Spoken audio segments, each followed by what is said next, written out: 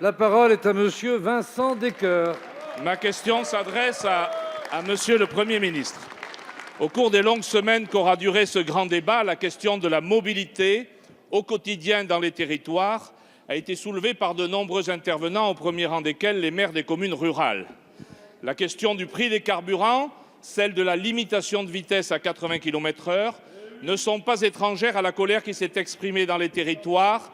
Elles demeurent un sujet de préoccupation pour nos concitoyens, assurément plus que l'hypothétique lifting de l'ENA dont ils n'ont pas identifié la priorité.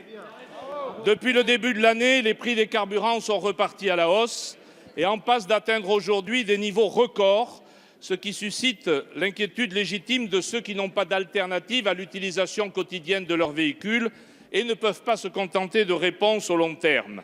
Si le gouvernement n'a pas la maîtrise des cours du pétrole, il a par contre le pouvoir de moduler les taxes ou de les plafonner pour ne pas rajouter à la flambée des prix. Autre sujet qui impacte fortement la mobilité dans les territoires, la limitation de vitesse, imposée sans concertation, contestée par de nombreux élus locaux qui ont vu leur territoire renouer avec des temps de trajet des années 80. Une mesure dont la pertinence n'est pas avérée et qui a fait débat jusqu'au plus haut sommet de l'État, puisque le président lui-même a concédé qu'il s'agissait d'une erreur. Je ne suis pas sûr que ce soit le terme qu'il a utilisé et qu'elle méritait une application, je le cite, plus intelligente. Une mesure dont une majorité de nos concitoyens réclame l'adaptation au cas par cas. C'est ce que nous proposions sur ces bancs. Monsieur le Premier ministre, force est de constater que ces deux questions qui conditionnent la mobilité au quotidien n'ont fait l'objet à cette heure d'aucune réponse concrète.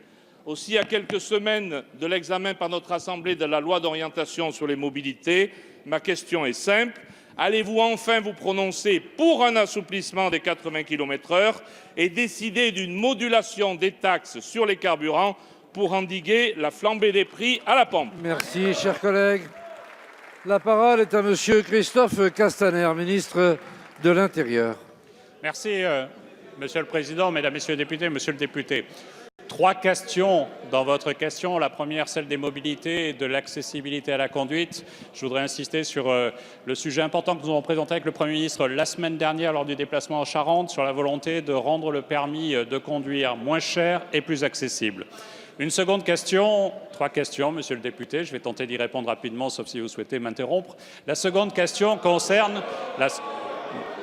Mais j'ai commencé par dire trois questions, voici la première. La seconde concerne la question de la hausse du cours du pétrole dans le monde, qui démontre bien la nécessité de faire en sorte que nous puissions sortir de la dépendance pétrolière. Et cela doit se faire à tous les niveaux, y compris dans des investissements massifs comme ceux qui viennent d'être décidés récemment en matière de batteries, pour faire en sorte que le véhicule électrique puisse se développer, puisse être un champion européen. Mais plus globalement aussi en aidant les Français à changer leur véhicule avec des primes qui peuvent aller jusqu'à 6 000 €. Parce que la dépendance au pétrole est un mal dont effectivement on souffre dans le Cantal, comme dans les Alpes de Haute-Provence, département dont je suis élu. Troisième question, celle relative au débat sur les 80 km/h. Monsieur le député, vous avez posé comme principe que la modulation à 80 km/h n'avait eu aucun effet en matière de sécurité routière. Ce que nous pouvons constater sur l'année 2018, c'est la baisse du nombre de tués de 13%. Si on fait une moyenne sur le second semestre des 5 dernières années, c'est 116 vies qui ont été tuées. Et même si les chiffres de ce début d'année sont mauvais, pour une raison que vous connaissez, la neutralisation de jusqu'à 75% de nos radars, même si les chiffres sont mauvais, c'est 13% de morts en moins que nous avons connus sur nos routes. Ça correspond, monsieur le député, à des vies qui sont sauvées au quotidien. Donc ce débat, il a été ouvert, il se poursuivra, vous aurez l'occasion d'en reparler.